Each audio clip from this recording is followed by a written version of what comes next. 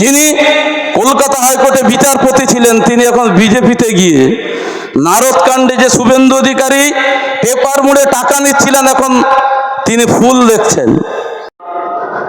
আমরা লোকসভা নির্বাচনের মুখোমুখি হব। একটা দেশের সরকার নির্বাচন করতে হবে আমাদের। আমাদের অভিজ্ঞতা হয়েছে 2014 থেকে যারা স্লোগান দিয়েছিলেন अच्छे दिन आने वाली है, মানুষ হাড়ে হাড়ে টের পাচ্ছে যে 93 টাকা কিলো প্রতি যে সরষা তেল 2014 সালে মানুষ কিন্তু এখন 180 টাকায় কিনতে হচ্ছে। 57 টাকার ডিজেল 93 টাকায় কিনতে হচ্ছে। পেট্রোল ডিজেল রান্নার গ্যাস 2 গুণ 3 গুণ করে মূল্য বৃদ্ধি হয়েছে। মানুষের জীবন নাভিশ্বাস। প্রতি বছর 2 কোটি বেকারের কর্মসংস্থান ভাওতা, কাজ নেই। ব্যাংক, বিমা, রাষ্ট্রায়ত্ত কারখানা প্রতিনিয়ত বেসরকারীকরণ করার প্রচেষ্টা গ্রহণ করছে কেন্দ্রের বিজেপি সরকার। প্রতিনিয়ত বিভাজনের রাজনীতি। ভোট এলে পুলওয়ামা, ভোট এলে বালাকোট, আবার গতকাল আপনারা দেখেছেন সিএ লাগু হয়েছে। বৈচিত্র্যের মধ্যে ভারতবর্ষের ঐক্য, আমাদের দেশে অখণ্ডতা, মানুষের মধ্যে যে মিলন, যেখানে বিশ্বকবি রবীন্দ্রনাথ ঠাকুর বলেছিলেন হেতায় আর্য হেতায় অনার্য হেতায় দ্রাবিড় চীন, সকুন্দল পাঠান মোগল এক দেহলোর লীন। আজকে সারা দেশে কে কি খাবে, কে কি পরবে ঠিক করে দিচ্ছে একটা সরকার। মানুষে মানুষে হিংসা রাজনীতি, ধর্মে ধর্মে বিভাজনের রাজনীতি। বামপন্থীরা ছাড়া রুখে দাঁড়ানোর কেউ নেই সারা দেশে। লড়াই করছে বামপন্থীরা। যখন এনআরসি সিএ 4 বছর আগে লাগু করবার চেষ্টা করেছিল তখন সারা দেশ জুড়ে বামপন্থীরা যে লড়াই করছে, বিভিন্ন বিশ্ববিদ্যালয় কলেজ ক্যাম্পাসগুলোতে ছাত্ররা বেরিয়ে স্লোগান দিয়েছিল दम है कितना दमन में तेरे देख लिया है देखेंगे।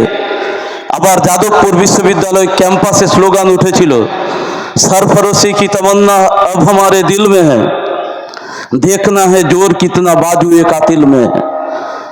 লড়তে হবে আমাদের। একদিকে কেন্দ্রে বিজেপি সরকার আর রাজ্যে তৃণমূল সরকার, কোনো পার্থক্য নেই। সাতার কমিটি রিপোর্ট নিয়ে মুসলিমদের মধ্যে যে বিছিয়ে দিয়েছিল 2011 সালের আগে, বদলা নয় বদল চায়ের স্লোগান, গণতন্ত্রের স্লোগান। সারা মেদিনীপুর শুভেন্দু অধিকারীর নেতৃত্বে যেভাবে বামপন্থীদের খতম করা হয়েছিল, পার্টি অফিসগুলোকে দখল করা হয়েছিল, নন্দীগ্রাম খেজুরি জেলার বিভিন্ন প্রান্তে কর্মীদের খুন করা হয়েছিল, সেই শুভেন্দু অধিকারীর বক্তৃতা শুনে কেউ কেউ এখন বলে শুভেন্দু অধিকারী নাকি খুব দারুণ বলছে, আমার কমরেডকে খুন করবে, আমাদেরকে লুট করবে, তোলাবাজি করবে, গণতন্ত্রের ফরমানের নামে বিরোধী শূন্য গ্রাম পঞ্চায়েত করার নামে 5 কোটি টাকা উপহার ঘোষণা করবে। 2018 গ্রাম পঞ্চায়েত নির্বাচন পূর্ব মেদিনীপুরে হয়নি শুভেন্দু অধিকারীর নির্দেশে। সেই শুভেন্দু অধিকারী আজকে নাটক করছে, ভালো সাজার চেষ্টা করছে। আর যিনি কলকাতা হাইকোর্টে বিচারপতি ছিলেন তিনি এখন বিজেপিতে গিয়ে নারদকাণ্ডে যে শুভেন্দু অধিকারী পেপার মুড়ে টাকা নিচ্ছিলেন এখন তিনি ফুল দেখছেন। বুঝতে হবে যে গিরগিটি মুখ আর মুখোশ চিনতে হবে আমাদের।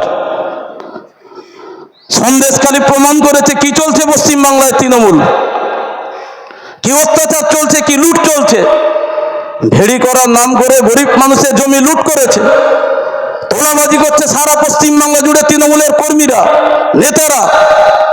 সম্পত্তির মালিক হয়েছে কোটি কোটি টাকা।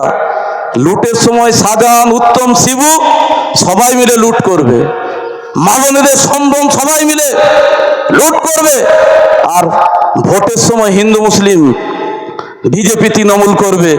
এর বিরুদ্ধে আমাদের গর্জে উঠতে হবে, এর বিরুদ্ধে মানুষকে সংগঠিত করতে হবে, বুথে বুথে যেতে হবে, মানুষের কাছে যেতে হবে। এছাড়া আমাদের কোনো বিকল্প পথ নেই।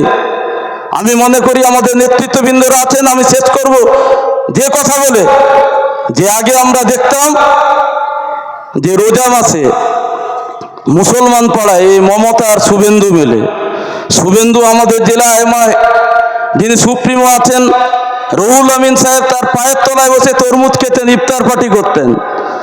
আর মমতা তো সে হিজাব ঘোমটা টেনে মুসলমান পাড়ায় যা রোজা মাসে ইফতার করতেন, মুসলিম ভাইরা মনে করেছিল ফেরেশতা এসেছে।